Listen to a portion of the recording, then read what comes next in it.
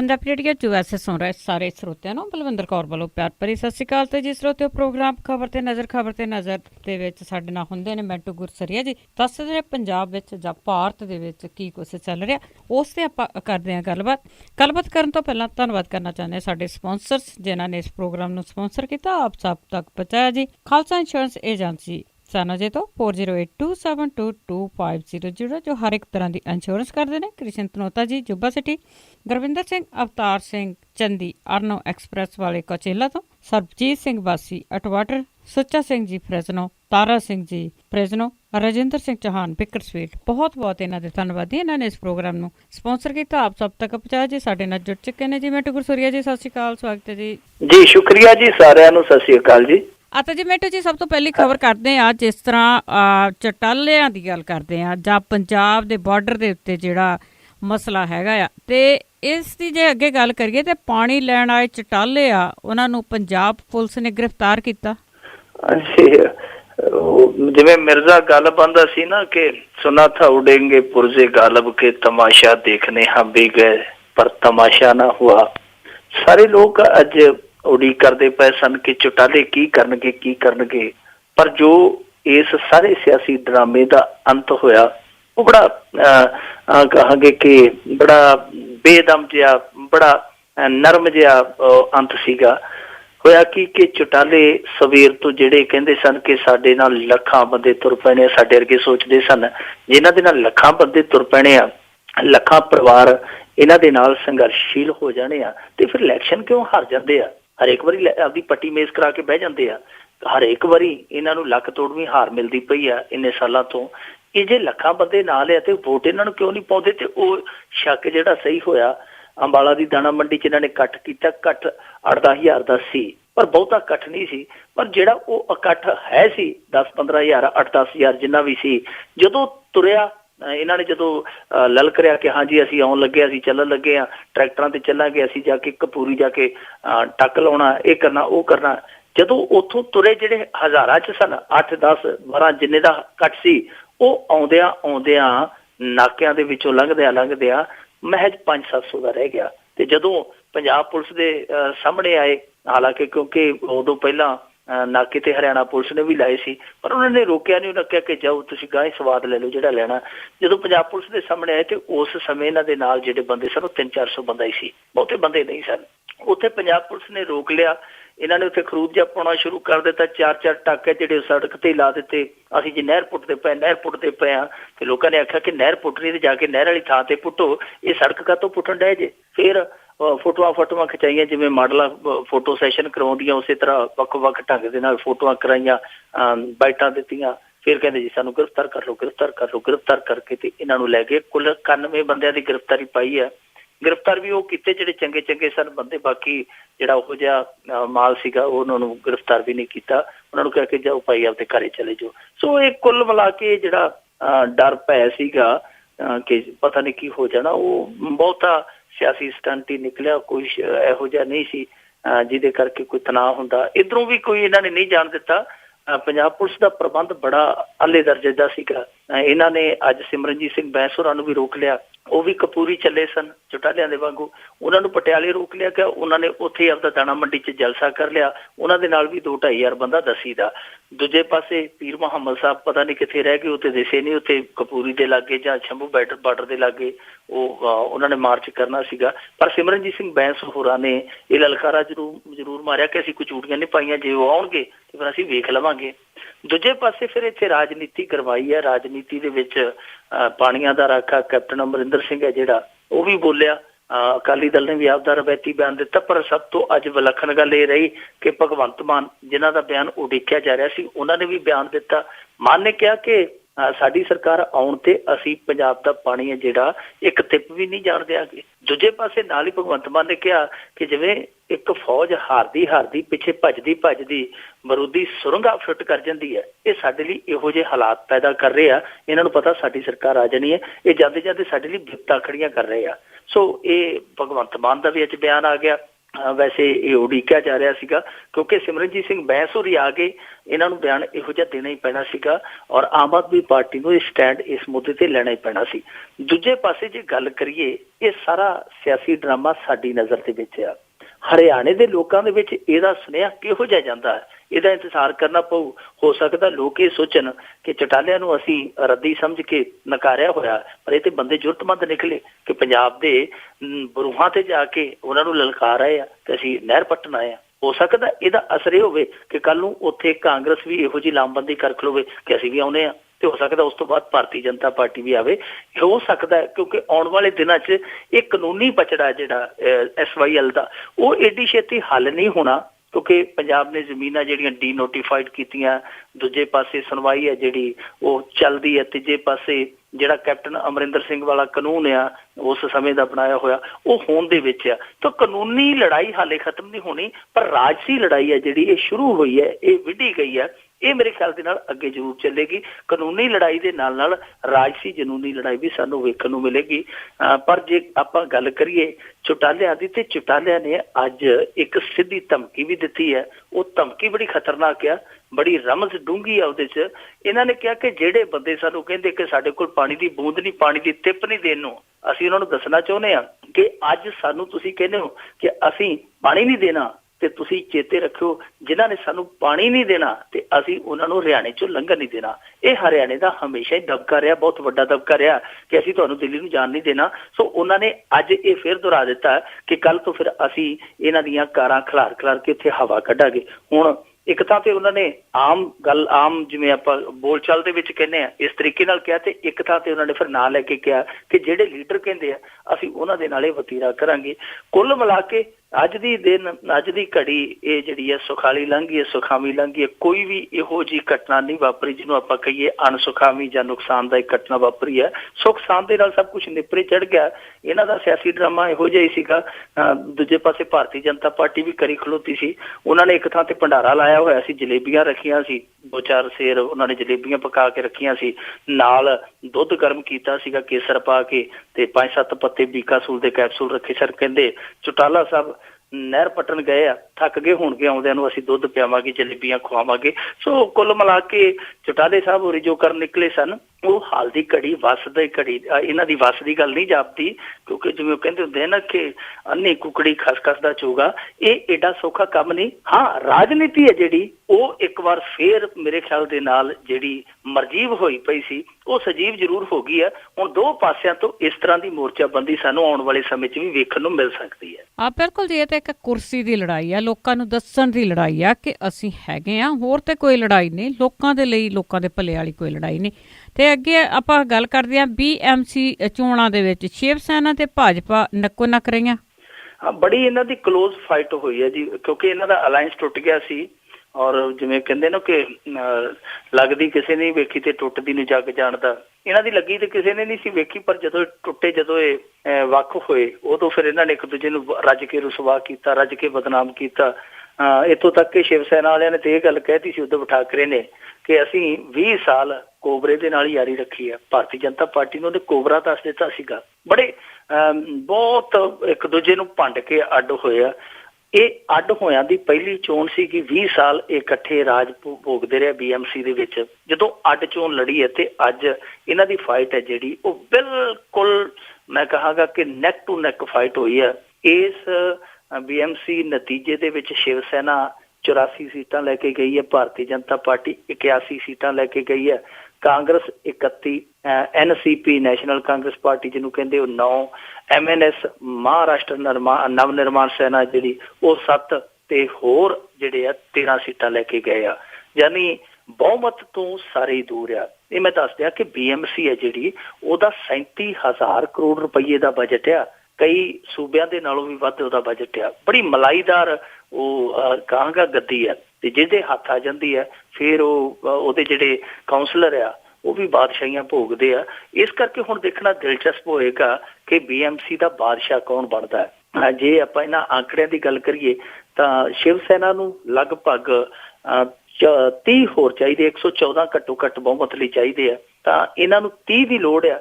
ਜੇ ਆਪਾਂ ਵੇਖੀਏ ਤੇ ਦੂਜੇ ਪਾਸੇ ਕਾਂਗਰਸ ਕੋਲ 31 ਹੈ। ਤੇ ਅੱਜ ਜਿਵੇਂ ਉद्धਵ ਠਾਕਰੇ ਨੇ ਕਿਹਾ, ਉਹ ਕਹਿੰਦਾ ਕਿ BMC ਦਾ ਜਿਹੜਾ ਮੇਅਰ ਵੀ ਸਾਡਾ ਹੋਊ ਤੇ ਆਉਣ ਵਾਲੇ ਸਮੇਂ 'ਚ ਮਹਾਰਾਸ਼ਟਰ 'ਚ CM ਵੀ ਸਾਡਾ ਹੋਊ। ਉਹਦਾ ਕਹਿਣ ਦਾ ਮਤਲਬ ਹੈ ਕਿ ਜਿਹੜੀ ਭਾਰਤੀ ਜਨਤਾ ਪਾਰਟੀ ਦੀ ਸਰਕਾਰ ਆ ਇਹਨੂੰ ਅਸੀਂ ਚੱਲਦਾ ਕਰਕੇ CM ਵੀ ਆਪਦਾ ਬਣਾਵਾਂਗੇ। ਸੋ ਇਹ ਇੱਕ ਬਦਲ ਬਣਦਾ, ਜਾਂ ਤੇ ਕਾਂਗਰਸ ਦੇ ਨਾਲ ਉਹ ਗੱਠਜੋੜ ਕਰ ਲੈਣ ਜਿਹੜਾ ਕਿ ਅਸੰਭਵ ਜਾਪਦਾ, ਉਹਦੀ ਸਪੋਰਟ ਦੇ ਨਾਲ ਇਹ ਬਹੁਮਤ 'ਚ ਆ ਸਕਦੇ ਆ, ਤੇ ਜਾਂ ਫਿਰ ਜਿਹੜੇ NCP ਵਾਲੇ ਆ, MNS ਵਾਲੇ ਤੇ ਜਾਂ ਦੂਜੇ ਹੋਰ ਆ ਉਹਨਾਂ ਸਾਰਿਆਂ ਦੇ ਨਾਲ ਕਰ ਲੈਣ। ਇਹੀ ਜੋੜ ਤੋੜ ਬਣਦਾ। ਦੂਜੇ ਪਾਸੇ ਮੌਕਾ ਭਾਰਤੀ ਜਨਤਾ ਪਾਰਟੀ ਕੋਲ ਵੀ ਹੈ, ਜੇ ਉਹ ਕਾਂਗਰਸ ਨੂੰ ਛੱਡ ਦੇਣ ਤੇ ਦੂਜਿਆਂ ਦਾ ਜੋੜ ਤੋੜ ਕਰ ਲੈਣ ਸਾਰਿਆਂ ਦਾ, ਉਹ ਵੀ ਨੇੜੇ ਪਹੁੰਚ ਸਕਦੇ ਆ। ਔਰ ਇਹ ਹੁਣ ਜੋੜ ਤੋੜ ਦੀ ਖੇਡ ਰਹਿ ਗਈ। ਉਂਝ ਮੈਂ ਤੁਹਾਨੂੰ ਦੱਸ ਦਿਆਂ, ਇਸ ਤੋਂ ਇਲਾਵਾ ਵੀ ਕੁਝ ਨਿਗਮਾਂ ਦੀਆਂ ਚੋਣਾਂ ਹੋਈਆਂ ਜਿਨ੍ਹਾਂ ਦੇ ਵਿੱਚ ਨਾਗਪੁਰ, ਅਮਰਾਵਤੀ, ਅੰਕੋਲਾ, ਨਾਸਿਕ, ਪੂਨੇ, ਸੋਲਾਪੁਰ, ਪੰਪੋਰ, ਇਹਨਾਂ ਥਾਵਾਂ ਤੇ ਭਾਰਤੀ ਜਨਤਾ ਪਾਰਟੀ ਨੇ ਬੁਰੀ ਤਰ੍ਹਾਂ ਮਾਤ ਦਿੱਤੀ ਹੈ ਸ਼ਿਵ ਸੈਨਾ ਨੂੰ। ਯਾਨੀ ਕੁੱਲ ਮਿਲਾ ਕੇ ਨਾਗਪੁਰ, ਅਮਰਾਵਤੀ, ਅੰਕੋਲਾ, ਨਾਸਿਕ, ਪੂਨੇ ਇਹੋ ਜਿਹੀਆਂ ਨਿਗਮਾਂ ਦੇ ਵਿੱਚ ਲੱਕ ਤੋੜਵੀਂ ਹਾਰ ਦਿੱਤੀ ਇਹਨਾਂ ਨੇ ਸ਼ਿਵ ਸੈਨਾ ਨੂੰ। ਨਾਗਪੁਰ ਦੇ ਵਿੱਚ ਤੇ ਸ਼ਿਵ ਸੈਨਾ ਦਾ ਖਾਤਾ ਹੀ ਨਹੀਂ ਖੁੱਲਿਆ, ਕਿਉਂਕਿ ਉੱਥੇ ਇਹਨਾਂ ਦਾ RSS ਦਾ ਸੰਘੀਆਂ ਦਾ ਆਪਦਾ ਹੈਡਕੁਆਟਰ ਹੈ। ਉੱਥੇ ਇਹਨਾਂ ਨੇ ਸ਼ਿਵ ਸੈਨਾ ਦੇ ਪੱਬ ਹੀ ਨਹੀਂ ਲੱਗਣ ਦਿੱਤੇ, ਬਿਲਕੁਲ ਇਹਨਾਂ ਨੂੰ ਉੱਥੇ ਵਾਸ਼ ਆਊਟ ਹੀ ਕਰ ਦਿੱਤਾ। ਉਂਝ ਪੂਨੇ ਦੇ ਵਿੱਚ ਮੇਰੇ ਖਿਆਲ ਦੇ ਨਾਲ ਜਿਹੜੀ ਆ ਸ਼ਿਵ ਸੈਨਾ ਉਹ ਥੋੜਾ ਜਿਹਾ ਪੈਰ ਗੱਡਵਾ ਕਰ ਗਈ ਹੈ। ਉਂਝ ਦੂਜੀਆਂ ਨਿਗਮਾਂ ਦੇ ਵਿੱਚ ਇਹਨਾਂ ਦੇ ਪੈਰ ਨਹੀਂ ਲੱਗੇ। ਸੋ ਦੇਖਣਾ ਦਿਲਚਸਪ ਰਹੇਗਾ ਕਿ BMC ਦੇ ਵਿੱਚ ਕਿਹੜਾ ਬੰਦਾ ਜਾ ਕੇ ਉੱਥੇ ਮੈਜੋਰਟੀ ਹਾਸਲ ਕਰਦਾ। ਉਂਝ ਇਹ ਸਾਫ਼ ਹੋ ਗਿਆ ਕਿ ਹਿੰਦੂਤਵ ਦੀ ਰਾਜਨੀਤੀ ਕਰਨ ਵਾਲੇ ਇਹ ਦੋਵੇਂ ਜਿਹੜੇ ਸਿਆਸੀ ਸੰਗਠਨ ਆ ਉਹ ਹੁਣ ਲੱਗਦਾ ਨਹੀਂ ਆਉਣ ਵਾਲੇ ਸਮੇਂ 'ਚ ਛੇਤੀ ਇਕੱਠੇ ਹੋਣਗੇ। ਵੈਸੇ ਸਿਆਸਤ ਦੇ ਵਿੱਚ ਕੁਝ ਕਿਹਾ ਨਹੀਂ ਜਾ ਸਕਦਾ, ਪਰ ਜਿੰਨਾ ਦੂਰ ਇਹ ਜਾ ਚੁੱਕੇ ਆ ਹੁਣ ਉੱਥੋਂ ਮੁੜ ਕੇ ਪਿੱਛੇ ਆ ਕੇ ਗੱਲ ਵੱਖਰੀ ਪਾਉਣੀ ਹੈ ਜਿਹੜੀ ਉਹ ਛੇਤੀ ਸੰਭਵ ਜਾਪਦਾ ਨਹੀਂ। ਬਿਲਕੁਲ, ਜਦੋਂ ਤਰੇੜਾਂ ਆ ਜਾਂਦੀਆਂ ਤਾਂ ਫਿਰ ਉਸ ਤੋਂ ਬਾਅਦ ਕੋਈ ਬਹੁਤਾ ਸੰਭਵ ਨਹੀਂ ਹੁੰਦਾ। ਵੈਸੇ ਤਾਂ ਇਹ ਕੁਰਸੀ ਦੀ ਲੜਾਈ ਹੈ ਇਹਨਾਂ ਦੀ। ABP ਨੇ ਇੱਕ ਵਾਰ ਫੇਰ ਬਵਾਲ ਮਚਾਇਆ, ਰਾਸ਼ਟਰ ਧਰੋਹੀ ਤੇ ਰਾਸ਼ਟਰਵਾਦੀ ਦਾ ਮੁੱਦਾ ਫੇਰ ਉਬਲਿਆ। ਉਹ ਆਂਦੇ ਹੁੰਦੇ ਨਾ ਕਿ ਸਿਰ ਤੇ ਨਹੀਂ ਕੁੰਡਾ ਤੇ ਹਾਥੀ ਫਿਰੇ ਲੁੰਡਾ। ਜਦੋਂ ਇਹਨਾਂ ਨੂੰ ਪੁੱਛਣਾ ਹੀ ਨਹੀਂ ਕਿਸੇ ਨੇ ਤੇ ਫਿਰ ਇਹਨਾਂ ਨੇ ਇਸੇ ਤਰ੍ਹਾਂ ਮਸਤੇ ਹਾਥੀ ਵਾਂਗੂ ਰੌਂਦੇ ਜਾਣਾ, ਮਿੱਧਦੇ ਜਾਣਾ। ਜਿਹੜਾ ਵੀ ਇਹਨਾਂ ਦੇ ਅੱਗੇ ਆ ਗਿਆ ਇਹਨਾਂ ਨੇ ਕੋਈ ਨਾ ਕੋਈ ਸਿਆਪਾ ਮੁਲਕ ਦੇ ਵਿੱਚ ਛਿੜੀ ਰੱਖਣਾ। ਕਦੇ ਰੋਹਿਤ ਵੋਮੇਲਾ ਵਾਲਾ ਝਮੇਲਾ, ਕਦੇ GNU ਵਾਲਾ, ਕਦੇ ਹੁਣ ਇਹ ਰਾਮਜਸ ਕਾਲਜ ਦੇ ਵਿੱਚ ਜੋ ਵਾਪਰਿਆ ਕੱਲ ਸਾਰੇ ਦੇਸ਼ ਨੇ ਵੇਖਿਆ, ਸਾਰੇ ਮੁਲਕ ਨੇ ਵੇਖਿਆ। ਇਹ ਵੱਖਰੀ ਗੱਲ ਹੈ ਕਿ ਸਾਡਾ ਇੱਥੋਂ ਦਾ ਮੀਡੀਆ ਜਿਹੜਾ ਉਹ ਵਿਖਾਉਂਦਾ ਉਹ ਕੁਛ ਆ ਜਿਹੜਾ ਅੱਗੇ ਚਾਹੁੰਦਾ, ਕੋਈ ਪਿੱਛੇ ਖੜਾ ਕੋਈ ਚਾਹੁੰਦਾ ਉਹੋ ਜਿਹੇ ਵਿਖਾਉਂਦਾ। ਨਹੀਂ ਤੇ ਜਿਹੋ ਜਿਹੀਆਂ ਇਹ ਤਸਵੀਰਾਂ ਆਈਆਂ ਬੜੀਆਂ ਹੌਲਨਾਕ ਤੇ ਬੜੀਆਂ ਸ਼ਰਮਨਾਕ ਤਸਵੀਰਾਂ। ਦਰਅਸਲ ਉਮਰ ਖਾਲਿਦ ਤੇ ਸ਼ੈਲਾ ਰਾਸ਼ਿਦ ਇਹ ਉਹ ਸਟੂਡੈਂਟ ਹੈ GNU ਦੇ ਜਿਹੜੇ ਕਨਈਆ ਮਾਮਲੇ ਦੇ ਵਿੱਚ ਸਨ, ਔਰ ਇਹਨਾਂ ਦੇ ਵਿੱਚੋਂ ਉਮਰ ਖਾਲਿਦ ਤੇ ਦੇਸ਼ ਧਰੋਹ ਦਾ ਮੁਕੱਦਮਾ ਵੀ ਦਰਜ ਹੋਇਆ ਸੀ, ਸਾਰਿਆਂ ਨੂੰ ਪਤਾ। ਇਹਦਾ ਇੱਕ ਲੈਕਚਰ ਸੀ ਰਾਮਜਸ ਕਾਲਜ ਦੇ ਵਿੱਚ, ਲੈਕਚਰ ਰੱਖਿਆ ਗਿਆ ਸੀ। ਜਦੋਂ ਇਹਨਾਂ ਨੂੰ ਪਤਾ ਲੱਗਿਆ, ਇਹ ਜਿਹੜੇ ਸੰਘੀਆਂ ਦੇ ਵਿਦਿਆਰਥੀ ਸੰਘ ਵਾਲੇ ਆ, ABVP ਵਾਲੇ, ਜਦੋਂ ਇਹਨਾਂ ਨੂੰ ਪਤਾ ਲੱਗਾ ਇਹਨਾਂ ਨੇ ਆ ਕੇ ਉਹ ਸਮਾਗਮ ਹੈ ਜਿਹੜਾ ਰੁਕਵਾ ਦਿੱਤਾ। ਇਕੱਲਾ ਸਮਾਗਮ ਹੀ ਨਹੀਂ ਰੁਕਵਾਇਆ, ਇਹਨਾਂ ਨੇ ਉੱਥੇ ਫਿਰ ਖਰੂਦ ਵੀ ਬਹੁਤ ਰੱਜ ਕੇ ਪਾਇਆ।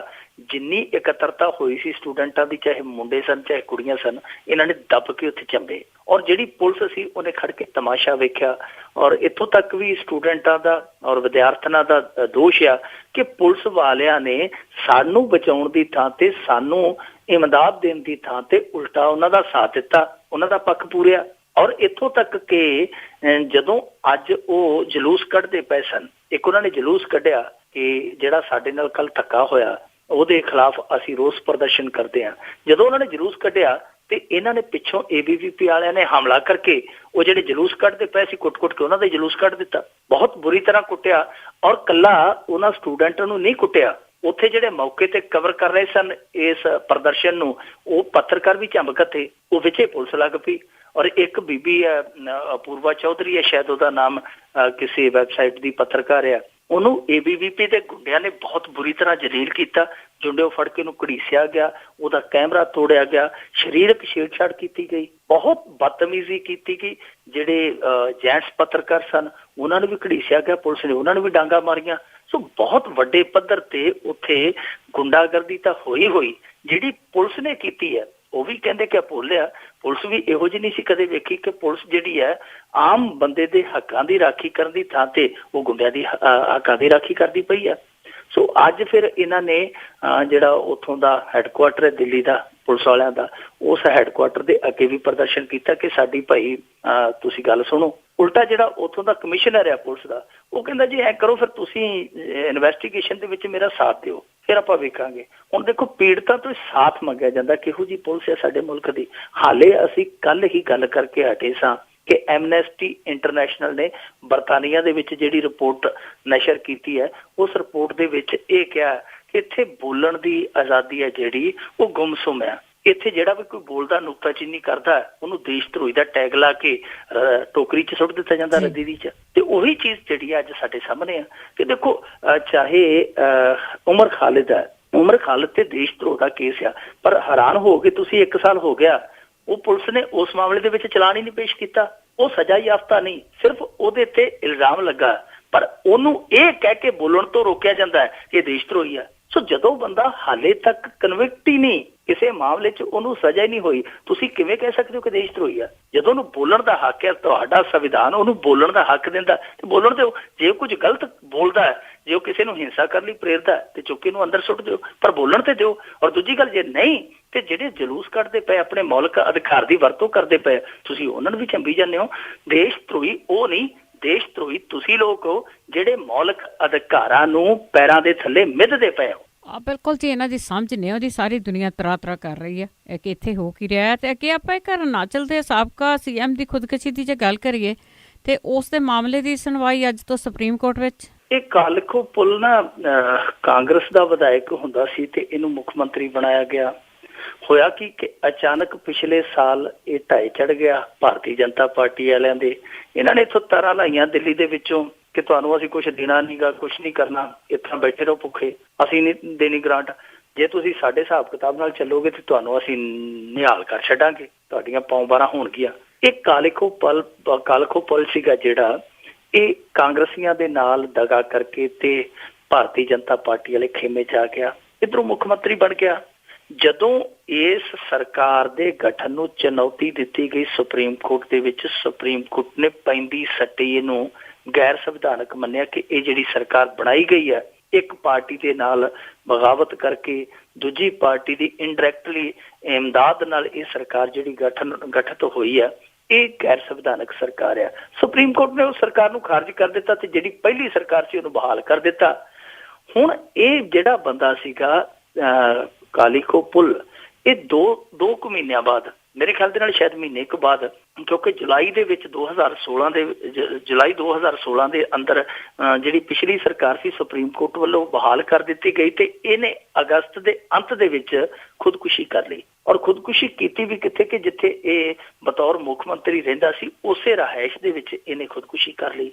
ਸਾਰਿਆਂ ਦਾ ਮੱਥਾ ਟਣਕਿਆ ਕਿ ਲੀਡਰ ਤੇ ਬੜੇ ਬੇਸ਼ਰਮ ਹੁੰਦੇ ਆ, ਲੀਡਰ ਤੇ ਬਹੁਤ ਵੱਡੇ ਮਿਹਦੇ ਵਾਲੇ ਹੁੰਦੇ ਆ, ਮਾੜੀ ਮੋਟੀ ਗੱਲ ਗੌਲਦੇ ਨੇ। ਸਰਕਾਰ ਆਈ, ਸਰਕਾਰ ਗਈ, ਇਹੋ ਜਿਹੀ ਤਾਂ ਕੋਈ ਵੱਡੀ ਗੱਲ ਨਹੀਂ ਹੁੰਦੀ। ਲੀਡਰਾਂ ਲਈ ਤੇ ਬਹੁਤ ਛੋਟੀ ਗੱਲਾਂ ਨੇ, ਮਾਮੂਲੀ ਗੱਲਾਂ ਨੇ। ਇਹ ਹਾਰ ਜਿੱਤ ਚੱਲਦੀ ਰਹਿੰਦੀ ਹੈ, ਹਰੇਕ ਲੀਡਰ ਦੇ ਕੈਰੀਅਰ 'ਚ ਬਹੁਤ ਵਾਰੀ ਉਤਰਾ ਚੜਾ ਆਉਂਦੇ ਆ। ਸੋ ਇਹਨੇ ਖੁਦਕੁਸ਼ੀ ਕਿਉਂ ਕਰ ਲਈ ਨਿਰਾਸ਼ ਹੋ ਕੇ? ਪਰ ਹੁਣ ਜਿਹੜਾ ਉਹਦਾ ਸੁਸਾਈਡ ਨੋਟ ਸੀ, ਬਹੁਤ ਕੋਸ਼ਿਸ਼ ਕੀਤੀ ਗਈ ਉਹਨੂੰ ਦਬਾਉਣ ਦੀ। ਜਦੋਂ ਅੰਤ ਦੇ ਵਿੱਚ ਉਹ ਇਹਨਾਂ ਸਾਰੇ ਦਾਬੂਆਂ ਨੂੰ ਪਾਸੇ ਕਰਕੇ ਬਾਹਰ ਆਇਆ ਤੇ ਹੁਣ ਸਾਰੀ ਕਹਾਣੀ ਹੈ ਜਿਹੜੀ ਉਹ ਲੋਕਾਂ ਦੇ ਵਿੱਚ ਚਰਚਾ ਬਣ ਗਈ ਹੈ, ਲੋਕਾਂ ਦੇ ਵਿੱਚ ਚਿੰਤਾ ਵੀ ਬਣ ਗਈ ਹੈ ਕਿ ਸਾਡੀ ਸਿਆਸਤ, ਸਾਡੀ ਜੁਡੀਸ਼ਰੀ, ਸਾਡੀ ਅਫਸਰਸ਼ਾਹੀ, ਇਹਦੇ ਵਿੱਚ ਇਹ ਸਭ ਕੁਝ ਹੋ ਰਿਹਾ। ਇਹ ਹੁਣ ਇੱਕ ਸੁਸਾਈਡ ਨੋਟ ਇੱਕ ਬੁਝਾਰਤ ਬਣ ਗਿਆ ਇਸ ਦੇਸ਼ ਦੇ ਸਾਹਮਣੇ ਕਿ ਕੀ ਇਹ ਸੱਚ ਹੈ, ਕੀ ਇਹ ਝੂਠ ਹੈ। ਸੁਸਾਈਡ ਨੋਟ ਵੈਸੇ 60 ਪੰਨਿਆਂ ਦਾ, ਪਰ ਉਹਨਾਂ ਪੰਨਿਆਂ ਦੇ ਵਿੱਚੋਂ ਕੁਝ ਲਾਈਨਾਂ ਜਿਹੜੀਆਂ ਨੇ ਉਹ ਸੁਣ ਕਰ ਦੇਣ ਵਾਲੀਆਂ ਨੇ।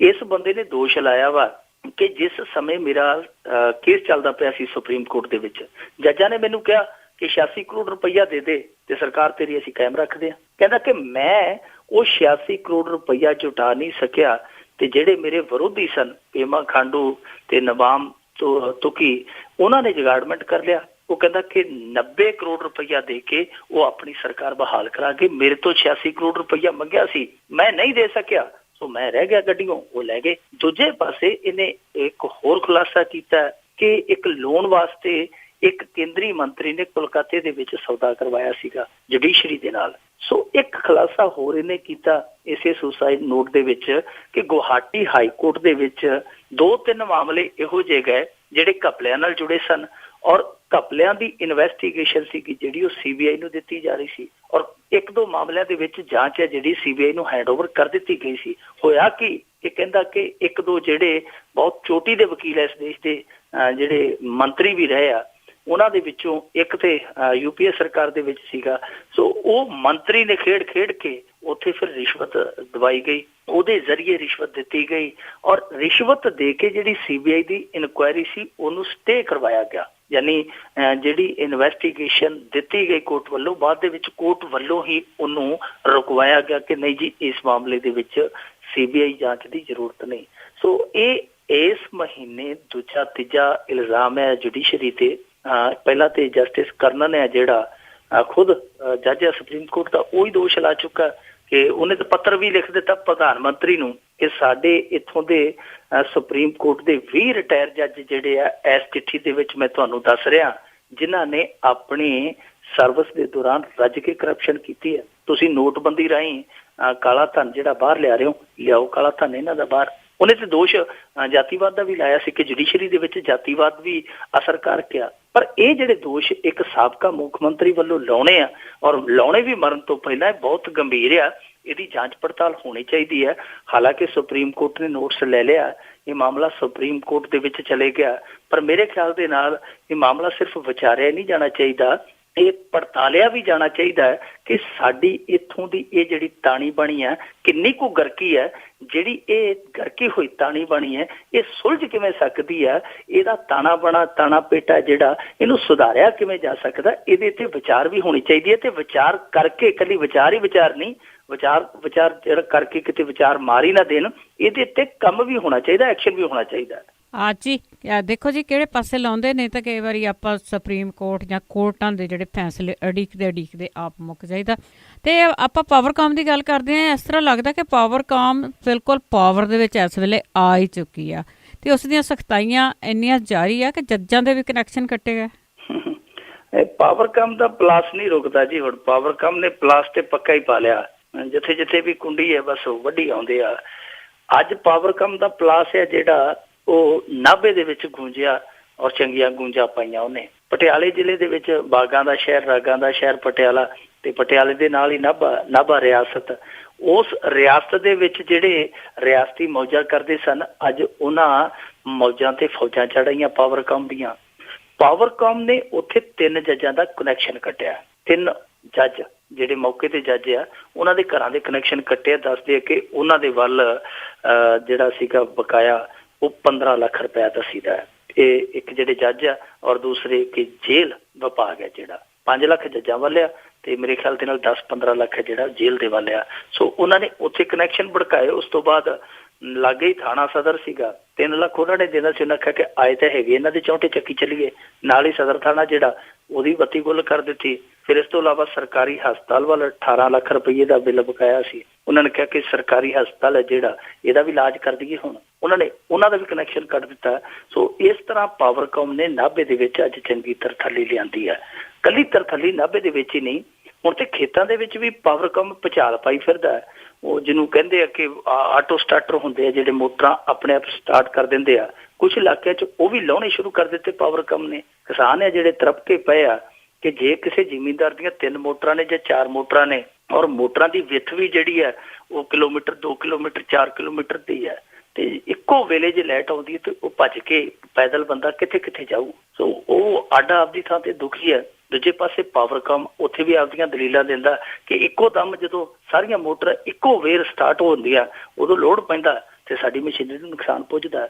ਪਾਵਰਕਾਮ ਦਾ ਦਬਕਾ ਜਿਹੜਾ ਇਸ ਸਮੇਂ ਰੱਜ ਕੇ ਚੱਲਦਾ ਹੈ। ਹੱਟੀਆਂ ਭੱਟੀਆਂ ਤੇ ਚਰਚਾ ਵੀ ਚੱਲਦਾ ਪਿਆ ਕਿ ਬਿਜਲੀ ਵਾਲੇ ਤੇ ਵਾਕਿਆ ਬਈ ਪਤਾ ਨਹੀਂ ਇਹਨਾਂ ਦੇ ਵਿੱਚ ਕਿਹੜਾ ਕਰੰਟ ਆ ਗਿਆ, ਤਬਾਹੀਆਂ ਉਠਾਈ ਜਾਂਦੇ ਆ ਔਰ ਲੋਕੀ ਖੁਸ਼ ਆ। ਹਾਲਾਂਕਿ ਸਖਤਾਈ ਤੋਂ ਆਮ ਪਬਲਿਕ ਹਮੇਸ਼ਾ ਦੁਖੀ ਹੁੰਦੀ ਹੈ। ਉਹ ਚਾਹੁੰਦੀ ਕਿ ਖੁੱਲ੍ਹ ਹੋਵੇ, ਕੁੰਡੀ ਲਾਉਣ ਦੀ, ਭੱਠੀ ਲਾਉਣ ਦੀ ਖੁੱਲ੍ਹ ਹੋਵੇ, ਪਰ ਇਸ ਸਖਤਾਈ ਤੋਂ ਖੁਸ਼ ਹੋ ਕਹਿੰਦੇ ਕਿ ਠੀਕ ਹੈ ਕੋਈ ਗੱਲ ਨਹੀਂ, ਸਾਡੇ ਤੇ ਸਖਤਾਈ ਹੋ ਜੇ, ਕੋਈ ਸਾਡਾ ਹਜ਼ਾਰਾਂ ਦਾ ਕੋਈ ਬਿੱਲ ਬਕਾਇਆ ਅਸੀਂ ਭਰ ਦਿਆਂਗੇ। ਪਰ ਆਹ ਜਿਹੜੇ ਲੀਡਰ ਮੌਜਾਂ ਲੁੱਟਦੇ ਆ, ਆਹ ਅਫਸਰ ਜਿਹੜੇ ਮੌਜਾਂ ਲੁੱਟਦੇ ਆ, ਇਹ ਬੰਦ ਹੋਣੀਆਂ ਚਾਹੀਦੀਆਂ। ਅਫਸਰਾਂ ਦੀਆਂ ਮੌਜਾਂ, ਲੀਡਰਾਂ ਦੀਆਂ ਮੌਜਾਂ ਤੇ ਆਪਾਂ ਸੁਣ ਚੁੱਕੇ ਹਾਂ। ਕਿਸੇ ਨੇ ਟਰਾਲੀ 'ਚ ਟਰਾਂਸਫਾਰਮਰ ਰੱਖਿਆ ਸੀ ਤੇ 24 ਘੰਟੇ ਮੋਟਰਾਂ ਚੱਲਦੀਆਂ ਸਨ। ਕਿਸੇ ਨੇ ਘਰ 'ਚ ਚੱਕੀ ਲਾਈ ਹੋਈ ਸੀਗੀ, ਦਾਣਾ ਉੱਥੋਂ ਹੀ ਪੀਂਦੇ ਸਨ ਤੇ ਆਪਦੇ ਹਿਸਾਬ ਕਿਤਾਬ ਦਾ ਆਟਾ, ਮੱਕੀ ਦਾ ਆਟਾ, ਪਤਾ ਨਹੀਂ ਕਿਹੋ ਜਿਹਾ ਆਟਾ ਉਸ ਚੱਕੀ ਤੋਂ ਪੀਂਦੇ ਸਨ। ਅਫਸਰ ਵੀ ਘੱਟ ਨਹੀਂ, ਅਫਸਰਾਂ ਨੇ ਜਿਹੜੇ ਇਹਨਾਂ ਨੂੰ ਕਨੈਕਸ਼ਨ ਮਿਲੇ ਆ ਉਹਨਾਂ ਦੇ ਵਿੱਚੋਂ ਗਾ ਕੁੰਡੀਆਂ ਲਵਾ ਕੇ ਲੋਕਾਂ ਨੂੰ ਲਾਟੂ ਜਗਾਏ ਹੋਏ ਆ। ਸੋ ਅਫਸਰ ਵੀ ਬਹੁਤ ਸਾਰਾ ਕੁਛ ਕਰਦੇ ਆ। ਇਹਨਾਂ ਅਫਸਰਾਂ ਤੇ ਵੀ ਸਖਤਾਈ ਜਿਹੜੀ ਹੋਈ ਆ, ਲੋਕ ਖੁਸ਼ ਆ। ਔਰ ਸਖਤਾਈ ਦਾ ਅਸਰ ਵੇਖੋ, ਇੱਥੇ ਲਾਗੇ ਸਾਡੇ ਇੱਕ ਜਥੇਦਾਰ ਹੈ ਨਵਤੇਜ ਸਿੰਘ ਕੌਣੀ, ਉਹਦਾ ਨਾਂ ਆ, ਦੋਦਾ ਪਿੰਡ ਬੜਾ ਮਸ਼ਹੂਰ ਹੈ ਦੋਦਾ ਕੌਣੀ। ਨਵਤੇਜ ਸਿੰਘ ਕੌਣੀ SGPC ਮੈਂਬਰ ਆ। ਦੱਸਦੇ SGPC ਮੈਂਬਰ ਦਾ ਪੱਤਰਕਾਰਾਂ ਨੇ ਖੋਜ ਖੁਰਾ ਕੱਢਿਆ ਕਿ ਇਹਨੂੰ ਕਿੰਨਾ ਬਿੱਲ ਆਉਂਦਾ ਹੈ। ਉਹਦਾ ਬਿੱਲ ਕਹਿੰਦੇ 1400 ਤੋਂ ਕਦੇ ਵਧਿਆ ਹੀ ਨਹੀਂ। ਜਦੋਂ ਉਹਨੂੰ ਪਤਾ ਲੱਗਿਆ ਕਿ ਮੀਡੀਆ ਵਾਲੇ ਤੇ ਇੱਧਰ ਸਾਡੇ ਘਰ ਨੂੰ ਵੀ ਆਉਂਦੇ ਪਏ ਆ ਤੇ ਦੱਸਦੇ ਆ ਕਿ ਰਾਤੀ ਪਤਾ ਨਹੀਂ ਹੁਣ ਕੀ ਭਾਣਾ ਵਾਪਰਿਆ, ਕਹਿੰਦੇ ਕਿ ਉਹਦਾ ਮੀਟਰ ਹੀ ਚੋਰੀ ਹੋ ਗਿਆ। ਜਥੇਦਾਰ ਕਹਿੰਦਾ ਕਿ ਰਾਤ ਨੂੰ ਕੋਈ ਮੇਰਾ ਮੀਟਰ ਹੀ ਚੋਰੀ ਕਰਕੇ ਲੈ ਗਿਆ। ਹਾਲਾਂਕਿ ਜਿਹੜੇ ਬਕਸੇ ਦੇ ਵਿੱਚ ਉਹਦਾ ਮੀਟਰ ਲੱਗਿਆ ਸੀ ਉੱਥੇ 7 ਮੀਟਰ ਸਨ, 6 ਜਿਉਂਦੇ ਤਿਉਂ ਆ, 7ਵਾਂ ਮੀਟਰ ਹੀ ਕੋਈ ਪੱਟ ਕੇ ਲੈ ਗਿਆ ਚੋਰ। ਹੈਰਾਨਗੀ ਵਾਲੀ ਗੱਲ ਆ। ਹੁਣ ਲੋਕ ਇਹ ਵੀ ਆਖਣ ਡਏ ਆ ਕਿ ਚਲੋ ਸ਼ੁਕਰ ਹੋਇਆ ਕਿਤੇ ਜਥੇਦਾਰ ਦੀ ਬੈਠਕ ਦਾ ਕੋਈ ਲਾਟੂ ਨਹੀਂ ਲਾ ਕੇ ਲੈ ਗਿਆ ਚੋਰ। ਸੋ ਇਹੋ ਜਿਹੇ ਮਾਮਲੇ ਵੀ ਸਾਹਮਣੇ ਆ ਰਹੇ। ਸਭ ਕੁਛ ਜਿਹੜੀ ਅਫਸਰਸ਼ਾਹੀ ਜਾਗੀ ਹੈ, ਜਿਹੜਾ ਪਾਵਰਕਾਮ ਪਾਵਰ ਦੇ ਵਿੱਚ ਆਇਆ, ਉਹਦਾ ਨਤੀਜਾ ਹੈ। ਪਰ ਇਹ ਪਾਵਰਕਾਮ ਪਾਵਰਲੈਸ ਨਾ ਹੋ ਜੇ ਨਵੀਂ ਸਰਕਾਰ ਆਉਣ ਤੋਂ ਬਾਅਦ। ਹੁਣ ਇਹਦਾ ਡਰ ਹੈ, ਇਹਦਾ ਖਰਚਾ ਹੈ। ਹਾਂ ਬਿਲਕੁਲ ਜੀ, ਪਾਵਰਕਾਮ ਵੀ ਤਾਂ ਹੀ ਬੜੀ ਤੇਜ਼ੀ ਦੇ ਨਾਲ ਆਪਣਾ ਜਿਹੜਾ ਕੰਮ ਕਰ ਰਿਹਾ ਹੈ। ਅਤੇ ਜੇ ਮਿੰਟੂ ਜੀ ਜੇ ਗੱਲ ਕਰੀਏ ਅਗਲੇ ਸਵਾਲ ਦੀ, ਜਗਦੀਸ਼ ਟਾਈਟਲਰ ਦੀ, ਤੇ ਉਸ ਨੂੰ ਵੀ ਲਾਈ ਡਿਟੈਕਟਰ ਕਰਾਉਣ ਦੇ ਹੁਕਮ। ਕਹਿੰਦੇ ਹੁੰਦੇ ਨਾ ਕਿ ਮੂਸਾ ਭੱਜਾ ਮੌਤ ਤੋਂ ਤੇ ਮੌਤ ਅੱਗੇ ਖੜੀ। ਜਗਦੀਸ਼ ਟਾਈਟਲਰ ਭੱਜਦਾ ਪਰ ਅਦਾਲਤ ਉਹਨੂੰ ਭੱਜਣ ਨਹੀਂ ਦੇ ਰਹੀ। ਇਹਨੇ ਪਿਛਲੀ ਸੁਣਵਾਈ ਤੇ ਨਾ ਕਰ ਦਿੱਤੀ ਸੀ ਕਿ ਜੀ ਮੇਰਾ ਕੋਈ ਇੰਟਰਸਟ ਨਹੀਂ ਗਾ ਲਾਈ ਡਿਟੈਕਟਰ ਟੈਸਟ ਕਰਵਾਉਣ ਦੇ ਵਿੱਚ, ਮੈਂ ਨਹੀਂ ਕਰਵਾਉਣਾ। ਇਹਦੇ ਵਕੀਲ ਨੇ ਜਵਾਬ ਦਾਖਲ ਕਰ ਦਿੱਤਾ ਸੀਗਾ। ਪਰ HS ਫੂਲਕਾ ਨੇ ਜਾ ਕੇ ਦਲੀਲ ਪੇਸ਼ ਕੀਤੀ ਸੀ ਕਿ ਜਗਦੀਸ਼ ਟਾਈਟਲਰ ਨੇ ਕਿਸੇ ਸਮੇਂ ਆਪੇ ਕਿਹਾ ਸੀ ਕਿ ਮੇਰਾ ਲਾਈ ਡਿਟੈਕਟਰ ਟੈਸਟ ਕਰਾ ਲਓ, ਮੇਰਾ ਕੋਈ ਗੁਨਾਹ ਨਹੀਂ, ਮੇਰਾ ਕੋਈ ਕਸੂਰ ਨਹੀਂ। ਤੇ ਅਦਾਲਤ ਨੇ ਆਖਿਆ ਜੇ ਤੂੰ ਆਪਣੇ ਆਪ ਨੂੰ ਬੇਕਸੂਰ ਮੰਨਦਾ, ਬੇਦੋਸ਼ ਮੰਨਦਾ, ਫਿਰ ਤੈਨੂੰ ਕੀ ਸਮੱਸਿਆ ਹੈ। ਸੋ ਹਾਈ ਕੋਰਟ ਨੇ, ਦਿੱਲੀ ਕੋਰਟ ਨੇ ਇਹ ਹੁਕਮ ਦਿੱਤਾ ਕਿ ਭਾਈ ਤੂੰ ਆਪਣਾ 16 ਮਾਰਚ ਨੂੰ ਲਾਈ ਡਿਟੈਕਟਰ ਟੈਸਟ ਕਰਾਏਗਾ। ਹੁਣ ਇਹ ਬਹੁਤ ਵੱਡਾ ਕਾਨੂੰਨੀ ਸਕੰਜਾ ਜਗਦੀਸ਼ ਟਾਈਟਲਰ ਦੇ ਗਲ ਦੇ ਵਿੱਚ ਕੱਸ ਗਿਆ। ਇਹ ਹੁਣ ਕਿਵੇਂ ਨਿਕਲ ਸਕਦਾ? ਇਹਦਾ ਇੱਕੋ ਰਾਹ ਬਚਦਾ ਕਿ ਇਸ ਹੁਕਮ ਨੂੰ ਉਤਲੀ ਅਦਾਲਤ ਦੇ ਵਿੱਚ ਚੈਲੰਜ ਕਰੇ। ਹੁਣ ਉਤਲੀ ਅਦਾਲਤ ਇਹਦਾ ਮਾਮਲਾ ਸਵੀਕਾਰ ਕਰਦੀ ਹੈ ਸੁਣਵਾਈ ਵਾਸਤੇ ਜਾਂ ਉਸ ਸੁਣਵਾਈ ਤੋਂ ਰੋਕਦੀ ਹੈ। ਇਹ ਅਗਲੀ ਕਾਨੂੰਨੀ ਪ੍ਰਕਿਰਿਆ ਹੈ ਜਿਹਦੇ ਤੇ ਹੁਣ ਚਰਚਾ ਕਰਨੀ ਹੈ, ਜਿਹੜੀ ਮੇਰੇ ਖਿਆਲ ਦੇ ਨਾਲ ਉਹ ਨਿਫਲ ਹੋਏਗੀ। ਕਿਉਂਕਿ ਆਉਣ ਵਾਲੇ ਦਿਨਾਂ 'ਚ ਪਤਾ ਲੱਗੇਗਾ ਕਿ ਉਤਲੀ ਅਦਾਲਤ ਦਾ ਇਹ ਰੁਖ ਕਰਦਾ ਜਾਂ ਲਾਈ ਡਿਟੈਕਟਰ ਟੈਸਟ ਵਾਸਤੇ ਖੁਦ ਨੂੰ ਤਿਆਰ ਕਰਦਾ। ਕਿਉਂਕਿ ਲਾਈ ਡਿਟੈਕਟਰ ਟੈਸਟ ਵੀ ਇੱਕ ਬਹੁਤ ਵੱਡਾ ਇਮਤਿਹਾਨ ਆ। ਸੋ ਜਗਦੀਸ਼ ਟਾਈਟਲਰ ਲਈ ਇਮਤਿਹਾਨ ਆ। ਪਰ ਮੇਰੇ ਖਿਆਲ ਦੇ ਨਾਲ ਕੁਛ ਕੁ ਲੋਕਾਂ ਨੂੰ ਆਸ ਦੀ ਉਮੀਦ ਮਾੜੀ ਮੋਟੀ ਬੱਝੀ ਹੋਏਗੀ। ਵੈਸੇ ਤੇ ਇਸ ਮਾਮਲੇ ਦੇ ਵਿੱਚ ਉਮੀਦ ਆ ਜਿਹੜੀ ਉਹ ਗਰੀਬ ਆ, ਕਿਉਂਕਿ ਉਮੀਦ ਨੂੰ ਕਦੇ ਫਲ ਹੀ ਨਹੀਂ ਲੱਗਾ। 30-32 ਸਾਲ ਹੋ ਗਏ ਆ, ਪਰ ਫਿਰ ਵੀ ਇੱਕ ਉਮੀਦ ਬੱਝਦੀ ਹੈ ਕਿ ਸ਼ਾਇਦ ਝੂਠ ਫੜਨ ਵਾਲੀ ਮਸ਼ੀਨ ਹੈ ਜਿਹੜੀ ਉਸ ਝੂਠ ਸੱਚ ਦਾ ਨਿਤਾਰਾ ਕਰ ਦੇਵੇ ਤੇ ਮਾਮਲਾ ਕਿਸੇ ਪਾਸੇ ਲੱਗੇ। ਔਰ ਲੱਗਣ ਦੀ ਸੰਭਾਵਨਾ ਹੈ ਕਿਉਂਕਿ ਪਿਛਲੇ ਦਿਨੀ ਸੁਪਰੀਮ ਕੋਰਟ ਨੇ ਇੱਕ ਬਹੁਤ ਵੱਡੀ ਟਿੱਪਣੀ ਕੀਤੀ ਆ। ਉਹਨਾਂ ਨੇ ਕਿਹਾ ਕਿ 30 ਸਾਲਾਂ ਦੇ ਵਿੱਚ ਇਨਸਾਫ ਨਹੀਂ ਦਵਾ ਸਕੇ ਇਸ ਮਾਮਲੇ ਦੇ ਵਿੱਚ, ਹੁਣ ਹੋਰ ਕਿੰਨੀ ਕੁ ਦੇਰੀ ਹੋਣੀ ਹੈ। ਉਹਨਾਂ ਨੇ SIT ਦੀ ਵੀ ਉੱਥੇ ਬਹੁਤ ਰੱਜ ਕੇ ਬੇਇੱਜ਼ਤੀ ਕੀਤੀ ਸੀ ਕਿ SIT ਨੇ 80% ਜਿਹੜੇ ਕੇਸ ਹੈ ਉਹ ਬੰਦ ਹੀ ਕਰ ਦਿੱਤੇ ਆ। ਤੇ ਉਹਨਾਂ ਨੇ ਨਾਲ ਹੀ ਕਿਹਾ ਸੀਗਾ ਕਿ ਹੁਣ SIT ਤੇ ਕੋਈ ਯਕੀਨ ਨਹੀਂ ਗਾ, ਹੁਣ ਅਸੀਂ ਆਪਣਾ ਇੱਕ ਵੱਖਰਾ ਪੈਨਲ ਤਿਆਰ ਕਰਾਂਗੇ ਜਿਹੜਾ ਜਲਦੀ ਤੋਂ ਜਲਦੀ ਸਿੱਖਾਂ ਨੂੰ ਇਨਸਾਫ ਦੇਵੇ। ਸੋ ਜਿਸ ਤਰੀਕੇ ਨਾਲ ਹੁਣ ਇੱਕ ਰਫ਼ਤਾਰ ਬੱਝੀ ਹੈ, ਇੱਕ ਫਲੋ ਦੇ ਵਿੱਚ ਚੱਲਿਆ ਹੈ ਮਾਮਲਾ, ਤਾਂ ਉਮੀਦ ਕੀਤੀ ਜਾ ਸਕਦੀ ਹੈ। ਮੈਂ ਵਾਰ-ਵਾਰ ਕਹਿੰਦਾ ਕਿ ਆਮ ਤੌਰ ਤੇ ਉਮੀਦ ਇਸ ਮਾਮਲੇ ਦੇ ਮੁਤਲਕ ਗਰੀਬ ਹੀ ਰਹੀ ਹੈ, ਪਰ ਫਿਰ ਵੀ ਉਹ ਕਹਿੰਦੇ ਨੇ ਕਿ ਜੀਵੇ ਆਸਾ ਮਰੇ ਨਿਰਾਸਾ। ਸੋ ਆਸ ਦਾ ਪੱਲਾ ਤੇ ਫੜਨਾ ਪਵੇਗਾ, ਹੁਣ ਦੇਖਣਾ ਪਵੇਗਾ ਕਿ ਕੀ ਬਣਦਾ। ਪਰ ਇਹ ਨਾ ਹੋਵੇ ਕਿਤੇ ਕਿ ਇੱਕ ਨੇ ਹੁਣ ਇਹ ਮਾਮਲਾ ਇੱਕ ਪਾਸੇ ਲਾਉਣ ਦਾ ਸੋਚਿਆ ਤੇ ਦੂਜਾ ਕਿਸੇ ਨਾ ਕਿਸੇ ਪਾਸਿਓਂ ਕੋਈ ਕੰਨੀ ਫੜ ਕੇ ਤੇ ਆਖੇ ਕਿ ਨਹੀਂ। ਇਹ ਚੱਕਰ ਹੈ ਕਿ ਸਾਡੇ ਇੱਥੇ ਇਹ ਵੀ ਇੱਕ ਸਿਧਾਂਤ ਬਣਿਆ ਹੋਇਆ ਕਿ ਚਾਚਾ ਚੋਰ ਭਤੀਜਾ ਕਾਜੀ, ਇੱਕ ਚੋਰ ਹੁੰਦਾ ਤੇ ਦੂਜਾ ਕਾਜੀ ਵੀ ਬਣ ਕੇ ਬਹਿ ਜਾਂਦਾ। ਸੋ ਜੇ ਇਹ ਨਿਊਟਰਲ ਸੁਣਵਾਈ ਹੋ ਜਾਂਦੀ ਹੈ, ਕੋਈ ਪੱਖਪਾਤ ਨਹੀਂ ਹੁੰਦਾ ਜਿਹੜਾ ਕਿ ਪਹਿਲਾਂ ਹੁੰਦਾ ਰਿਹਾ ਅਤੀਤ ਦੇ ਵਿੱਚ, ਜੇ ਕੋਈ ਰਾਜਸੀ ਦਖਲਅੰਦਾਜ਼ੀ ਨਹੀਂ ਹੁੰਦੀ, ਤਾਂ ਮੇਰੇ ਖਿਆਲ ਦੇ ਨਾਲ ਇਹ ਮਾਮਲਾ ਬਹੁਤ ਛੇਤੀ ਨੇੜੇ ਲੱਗ ਜਾਏਗਾ, ਜਿਹੜਾ ਕਿ ਲੱਗਣਾ ਬਹੁਤ ਪਹਿਲਾਂ ਚਾਹੀਦਾ ਸੀ ਜੀ। ਤੇ ਪਰ ਕਾਫੀ ਟਾਈਮ ਹੋ ਗਿਆ ਜੀ, ਹੁਣ ਤਾਂ ਉਦੋਂ ਦੇ ਜੰਮੇ ਵੀ ਆ ਜਿਹੜੇ ਉਹ ਬੱਚਿਆਂ ਵਾਲੇ ਹੋ ਗਏ ਆ। ਤੇ ਅੱਗੇ ਆਪਾਂ ਗੱਲ ਕਰਦੇ ਹਾਂ ਕਿ ਸ਼ਰਾਬ ਬਰਾਮਦੀ ਦਾ ਇੱਕ ਮਾਮਲਾ ਸੀਗਾ ਜੀ ਬਠਿੰਡੇ ਦੇ ਵਿੱਚ। ਉਹਨਾਂ ਦੇ ਵਿੱਚ ਇੱਕ ਠੇਕੇਦਾਰ ਤੇ ਫੜਿਆ ਗਿਆ ਪਰ ਦੂਜੇ ਦੀ ਭਾਲ ਜਾਰੀ ਹੈ ਜੀ। ਇਹ ਬੜਾ ਦਿਲਚਸਪ ਮਾਮਲਾ ਸੀ। ਇਲੈਕਸ਼ਨ ਤੋਂ ਐਨ ਪਹਿਲਾਂ ਇੱਕ ਬਠਿੰਡੇ ਦੇ ਗੋਡਾਊਨ ਦੇ ਵਿੱਚ ਛਾਪਾ ਪਿਆ ਤੇ ਉੱਥੋਂ ਇੰਨੀ ਸ਼ਰਾਬ ਫੜੀ ਗਈ, ਸਾਰੇ ਹੈਰਾਨ ਸਨ ਕਿ ਇੰਨੀ ਸ਼ਰਾਬ ਇੱਥੇ ਰੱਖੀ ਹੋਈ ਸੀਗੀ। ਹਾਲਾਂਕਿ ਉਸ ਤੋਂ ਬਾਅਦ ਟਰੱਕ ਵੀ ਫੜੇ ਗਏ, ਪਰ ਪੰਜਾਬ ਦੇ ਵਿੱਚ ਪਹਿਲੀ ਸਭ ਤੋਂ ਵੱਡੀ ਬਰਾਮਦਗੀ ਇਹ ਸੀਗੀ ਜਿਹੜੀ ਬਠਿੰਡੇ ਦੇ ਇੱਕ ਗੋਦਾਮ ਚੋਂ ਫੜੀ ਗਈ। 13,300 ਸ਼ਰਾਬ ਦੀਆਂ ਪੇਟੀਆਂ ਬਰਾਮਦ ਹੋਈਆਂ ਸਨ। ਦੇਸੀ ਵੀ ਸੀ, ਅੰਗਰੇਜ਼ੀ ਵੀ ਸੀਗੀ। ਔਰ ਇਸ ਸ਼ਰਾਬ ਬਾਰੇ ਖੁਲਾਸਾ ਹੋਇਆ ਸੀ ਕਿ ਇਹ ਬਾਹਰਲੇ ਰਾਜ ਦੇ ਵਿੱਚੋਂ ਲਿਆਂਦੀ ਗਈ ਹੈ। ਬਠਿੰਡੇ ਦੇ ਨਾਲ ਹੀ ਹਰਿਆਣਾ ਲੱਗਦਾ, ਹਰਿਆਣੇ ਚੋਂ ਆਈ ਹੋਣੀ, ਹੋਰ ਤੇਲੰਗਾਨਾ ਦੇ ਵਿੱਚੋਂ ਤੇ ਆਉਣੋਂ ਰਹੀ, ਸੋ ਹਰਿਆਣੇ ਦੇ ਵਿੱਚੋਂ ਆਈ ਸੀਗੀ। ਦੂਜੀ ਗੱਲ ਇਹ ਹੈ ਕਿ ਇਹ 1 ਸਾਲ ਪਹਿਲਾਂ ਦੀ ਸ਼ਰਾਬ ਸੀਗੀ ਜਿਹੜੀ ਕਿ ਨਜਾਇਜ਼ ਸੀਗੀ। ਚਾਹੇ ਪੰਜਾਬ ਦੇ ਵਿੱਚੋਂ ਵੀ ਆਈ ਹੁੰਦੀ, ਜਿਹੜੀ ਉਹ ਬੈਚ ਤੋਂ ਬਾਹਰ ਹੁੰਦੀ ਹੈ, ਉਹ ਸ਼ਰਾਬ ਨਜਾਇਜ਼ ਮੰਨੀ ਜਾਂਦੀ ਹੈ। ਸੋ ਇਹ ਕੁੱਲ ਮਿਲਾ ਕੇ ਨਜਾਇਜ਼ ਸੀ ਸ਼ਰਾਬ। ਉਦੋਂ ਕਿਉਂਕਿ ਇਲੈਕਸ਼ਨ ਦੇ ਵਿੱਚ ਸਾਰੇ ਰੁੱਝੇ ਸਨ, ਕਿਆਫੇ ਲਾਉਂਦੇ ਸਨ ਕਿ ਸ਼ਰਾਬ ਕਿੱਥੇ ਜਾਣੀ ਸੀ, ਸ਼ਰਾਬ ਕਿਹਦੀ ਹੈ। ਪਰ ਹੁਣ ਕਿਉਂਕਿ ਹਾਲੇ ਵੀ ਇੱਥੇ ਜਿਹੜੇ IPS ਚੋਣ ਕਮਿਸ਼ਨਰ ਨੇ ਲਾਏ ਸੀ ਉਹ ਇੱਥੇ ਮੌਜੂਦ ਆ, ਉਹ ਏਡੀ ਛੇਤੀ ਏਡੀ ਸੁਖਾਲੀ ਜਾਨ ਛੱਡਦੇ ਨਹੀਂ ਪਏ ਜਿਹੜੇ ਇਹੋ ਜਿਹੇ ਮਾਮਲੇ ਸਨ। ਹੁਣ ਇਹਨਾਂ ਮਾਮਲਿਆਂ ਦੀ ਤਫਤੀਸ਼ ਦੇ ਵਿੱਚੋਂ ਇੱਕ ਮਾਮਲਾ ਜਿਹੜਾ ਇਹ ਵੀ ਜ਼ੇਰੇ ਤਫਤੀਸ਼ ਹੋਇਆ ਔਰ ਤਫਤੀਸ਼ ਦੇ ਵਿੱਚੋਂ ਇਹ ਗੱਲ ਨਿਕਲ ਕੇ ਸਾਹਮਣੇ ਆਈ ਕਿ ਇਸ ਸ਼ਰਾਬ ਦੇ ਮਾਲਕ 2 ਠੇਕੇਦਾਰ ਸਨ। ਇੱਕ ਤੇ ਸ਼ਾਇਦ ਉਹਦਾ ਨਾਮ ਸੀਗਾ ਅਮਰਜੀਤ ਸਿੰਘ, ਦੂਜੇ ਦਾ ਨਾਮ ਜਸਵਿੰਦਰ ਸਿੰਘ ਸੀ। ਇਹ ਦੋਵੇਂ ਸ਼ਰਾਬ ਦੇ ਠੇਕੇਦਾਰ ਹੈ ਜਿਹੜੇ ਇਹਨਾਂ ਨੇ ਸ਼ਰਾਬ ਰੱਖੀ ਹੋਈ ਸੀ, ਇਹਨਾਂ ਦਾ ਗਡਾਊਨ ਸੀ। ਹਾਲਾਂਕਿ ਪੁਲਿਸ ਪਹਿਲਾਂ ਚੌਕੀਦਾਰ ਨੂੰ ਧੋਈ ਫਿਰਦੀ ਰਹੀ। ਉਹਨੇ ਕਿਹਾ ਜੀ ਮੇਰਾ ਕੀ ਕਸੂਰ ਹੈ, ਮੈਂ ਤੇ ਗਡਾਊਨ ਦੀ ਰਾਖੀ ਕਰਦਾ, ਮੈਨੂੰ ਕੀ ਪਤਾ ਇੱਥੇ ਵਿੱਚ ਕੀ ਪਿਆ ਤੇ ਵਿੱਚ ਕੀ ਕੁਛ ਜਿਹੜਾ ਗਲਤ ਸਹੀ ਪਿਆ। ਉਸ ਤੋਂ ਬਾਅਦ ਹੁਣ ਜਿਹੜੇ ਕਿਉਂਕਿ ਚੌਕੀਦਾਰ ਨੇ ਪੁਸ਼ਟੀ ਕਰ ਦਿੱਤੀ ਕਿ ਫਲਾਣੇ ਦਾ ਇਹ ਮਾਲ ਆ, ਹੁਣ ਉਹਨਾਂ ਦੋਨਾਂ ਦੇ ਵਿੱਚੋਂ ਇੱਕ ਨੂੰ ਫੜ ਲਿਆ ਗਿਆ, ਦੂਜਾ ਫਰਾਰ ਆ। ਹੁਣ ਦਿਲਚਸਪ ਗੱਲ ਇਹ ਹੈ ਕਿ ਇਹ ਜਿਹੜੇ 2 ਸੱਜਣ ਇਹ ਸ਼ਰਾਬ ਦੇ ਮਾਲਕ ਸੀ, ਉਹਨਾਂ ਦੇ ਵਿੱਚੋਂ ਇੱਕ ਕਾਂਗਰਸੀ ਆਗੂ ਦਾ ਬਹੁਤ ਨੇੜਲਾ ਹੈ ਤੇ ਇੱਕ ਅਕਾਲੀ ਮੰਤਰੀ ਦਾ, ਮੌਜੂਦਾ ਮੰਤਰੀ ਦਾ ਬਹੁਤ ਨੇੜਲਾ ਰਿਸ਼ਤੇਦਾਰ ਹੈ। ਇੱਕ ਕਾਂਗਰਸੀ ਦਾ ਰਿਸ਼ਤੇਦਾਰ ਹੈ, ਇੱਕ ਅਕਾਲੀ ਦਾ ਰਿਸ਼ਤੇਦਾਰ ਹੈ। ਦੇਖ ਲਓ, ਹੁਣ ਤੁਸੀਂ ਆਪ ਹੀ ਅੰਦਾਜ਼ਾ ਲਾ ਲਓ ਕਿ ਇਹ ਜੋੜੀ ਕਿਹੋ ਜਿਹੀ ਬਣੀ ਹੋਈ ਹੈ। ਸੋ ਉਹ ਜੋੜੀ ਨੇ ਗਾਂ ਕੀ ਗੁਲ ਖਿਲਾਏ ਹੋਣੇ ਆ, ਕੀ ਗੁਲ ਖਿਲਾਉਣੇ ਆ, ਇਹ ਤੇ ਹੁਣ ਪਤਾ ਨਹੀਂ ਸੀਗਾ। ਪਰ ਇੱਕ ਜੋ ਲੋਕ ਕਿਆਫਾ ਲਾਉਂਦੇ ਸਨ ਕਿ ਇਹ ਜਿਹੜੀ ਸ਼ਰਾਬ ਆ ਜਿਹੜੀ ਕਿ ਬਿਲਕੁਲ ਐਨ ਬਾਦਲ ਪਿੰਡ ਦੇ ਨਜ਼ਦੀਕ ਫੜੀ ਗਈ ਔਰ ਜਿਹਨੂੰ ਆਪਾਂ ਮਾਲਵੇ ਦੀ ਸਿਆਸੀ ਰਾਜਧਾਨੀ ਕਹਿੰਦੇ ਬਠਿੰਡੇ ਦੇ ਵਿੱਚ ਫੜੀ ਗਈ, ਇਹ ਸ਼ਰਾਬ ਆਖਰ ਜਾਣੀ ਕਿੱਥੇ ਸੀ। ਸਾਰੇ ਕਿਆਫੇ ਲਾਉਂਦੇ ਸਨ, ਪਰ ਹੁਣ ਸਾਫ਼ ਹੋ ਗਿਆ ਕਿ ਇਹ ਸ਼ਰਾਬ ਆਖਰ ਜਾਣੀ ਕਿੱਥੇ ਸੀ। ਜਿਹੜੀ ਨਜਾਇਜ਼ ਆਈ ਸੀ, ਜਿਹੜੀ 1 ਸਾਲ ਪੁਰਾਣੀ ਆਈ ਸੀ, ਪੁਰਾਣੀ ਸ਼ਰਾਬ ਵੈਸੇ ਵੀ ਕਹਿੰਦੇ ਤੇਜ਼ ਹੁੰਦੀ ਆ, ਇਹ ਜਾਣੀ ਕਿੱਥੇ ਸੀ, ਜਾਣੀ ਕੁੱਲ ਮਿਲਾ ਕੇ ਇਲੈਕਸ਼ਨਾਂ ਦੇ ਵਿੱਚ ਸੀ। ਜੀ ਬਿਲਕੁਲ, ਮੰਗਵਾਈ ਉੱਥੇ ਲਈ ਸੀਗੀ। ਤੇ ਆਪਾਂ ਅੱਗੇ ਪੰਜਾਬ ਦੀ ਗੱਲ ਕਰੀਏ ਕਿ ਰੋਜ਼ ਹੀ ਕੁਛ ਨਾ ਕੁਛ ਸੁਣਦੇ ਆ, ਕਿਸੇ ਕਪੁੱਤ ਨੇ ਮਾਂ ਮਾਰ ਦਿੱਤੀ ਜਾਂ ਬਾਪ ਕਤਲ ਕਰ ਦਿੱਤੇ। ਤਾਂ ਇਸ ਤੋਂ ਬਾਅਦ ਇੱਕ ਵਾਰੀ ਫੇਰ ਦਹਿਸ਼ਤ, ਇੱਕ ਘਰ 'ਚ ਵੜ ਕੇ ਲੁਟੇਰਿਆਂ ਨੇ 2 ਬੀਬੀਆਂ ਦਾ ਕਤਲ ਕੀਤਾ। ਜੀ ਜਲੰਧਰ ਸ਼ਹਿਰ ਦੇ ਵਿੱਚ ਲਾਜਪਤ ਨਗਰ ਆ, ਉੱਥੇ ਇੱਕ ਪੈਟਰੋਲ ਪੰਪ ਦੇ ਮਾਲਕ ਉਹਦੇ ਘਰ ਦੇ ਵਿੱਚ ਕੁਛ ਅਣਪਛਾਤੇ ਹਥਿਆਰਬੰਦ ਲੋਕਾਂ ਨੇ ਹਮਲਾ ਕੀਤਾ।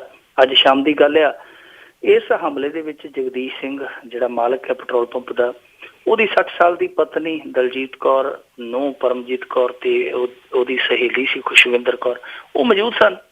ਇਸ ਹਮਲੇ ਦੇ ਵਿੱਚ 2 ਬੀਬੀਆਂ ਦੀ ਮੌਤ ਹੋ ਗਈ ਹੈ, 2 ਦੀ ਪੁਸ਼ਟੀ ਹੋ ਚੁੱਕੀ ਹੈ। ਦੱਸਦੇ ਤਾਂ ਕਿ 3 ਜਿਹੜੀਆਂ ਮੌਤਾਂ ਇਸ ਸਾਰੇ ਹਮਲੇ ਦੇ ਵਿੱਚ ਹੋਈਆਂ, ਪਰ ਹੁਣ ਤੱਕ ਜਿਹੜੀ ਪੁਸ਼ਟ ਖਬਰ ਹੈ ਉਹ 2 ਮੌਤਾਂ ਦੀ ਹੈ ਕਿ ਤੀਜੀ ਇਹ ਦੱਸੀ ਜਾ ਰਹੀ ਹੈ ਬੀਬੀ ਜਿਹੜੀ ਬਹੁਤ ਸਖਤ ਜ਼ਖਮੀ ਹੈ। ਦੂਜੇ ਪਾਸੇ ਅੱਜ ਮਜੀਠੇ ਦੇ ਵਿੱਚ ਵੀ ਇੱਕ ਪੈਟਰੋਲ ਪੰਪ ਦੇ ਕਰਿੰਦੇ ਨੂੰ ਗੋਲੀ ਮਾਰ ਦਿੱਤੀ ਲੁਟੇਰਿਆਂ ਨੇ। ਅਨਿਲ ਪਾਲ ਉਹਦਾ ਨਾਮ ਸੀਗਾ, ਉਹ ਵੀ ਮੌਕੇ ਤੇ ਮਾਰਿਆ ਗਿਆ। ਇਸ ਤੋਂ ਇਲਾਵਾ ਫਿਰੋਜ਼ਪੁਰ ਦੇ ਵਿੱਚ ਇੱਕ ਕੱਲ ਬੜੀ ਵੱਡੀ ਝੜਪ ਹੋਈ ਸੀਗੀ। ਕਿਸੇ ਦੁਕਾਨ ਦਾ ਕਬਜ਼ਾ ਦਿਵਾਉਣ ਲਈ ਜਿਹੜੇ ਕਿ ਕੋਰਟ ਤੋਂ ਹੁਕਮ ਹੋਏ ਸਨ, ਪੁਲਿਸ ਆਈ ਤੇ ਕਮਾਲ ਦੀ ਗੱਲ ਹੈ ਕਿ ਪੁਲਿਸ ਨੂੰ ਸਾਥ ਦੇਣ ਦੀ ਥਾਂ ਤੇ ਪੁਲਿਸ ਨੂੰ ਸਾਥ ਮਿਲਦੀ ਥਾਂ ਤੇ ਅੱਗੋਂ ਮਸ਼ਾਲ ਮਿਲ ਗਈ। ਮਸ਼ਾਲ ਵੀ ਉਹਨਾਂ ਲੋਕਾਂ ਨੇ ਉਹ ਜਿਵੇਂ ਟੈਲੀਵਿਜ਼ਨ 'ਚ ਫਿਲਮਾਂ 'ਚ ਬਣਾਈ ਹੁੰਦੀ ਹੈ ਡਾਕੂਆਂ ਦੇ ਅੱਡਿਆਂ ਤੇ, ਉਹੋ ਜਿਹੀ ਉਹਨਾਂ ਨੇ ਲੱਕੜਾਂ ਦੇ ਨਾਲ ਕੱਪੜਾ ਬੰਨ੍ਹ ਕੇ ਮਸ਼ਾਲ ਬਣਾ ਲਈ ਤੇ ਹਰੇਕ ਨੇ ਆਪਦੇ ਹੱਥ 'ਚ ਫੜ ਲਈ। ਦੱਸਦੇ ਉਹਨਾਂ ਨੇ ਬਹੁਤ 6-7 ਘੰਟੇ ਤਮਾਸ਼ਾ ਕੀਤਾ ਲੋਕਾਂ ਨੇ ਔਰ ਪੁਲਿਸ ਉੱਥੇ ਬਹੁਤ ਵੱਡੇ ਪੱਧਰ ਤੇ ਕੁੱਟੀ ਗਈ।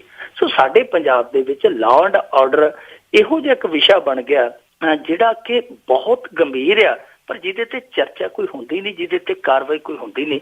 ਬਸ ਖਬਰ ਹੀ ਖਬਰ ਹੁੰਦੀ ਹੈ।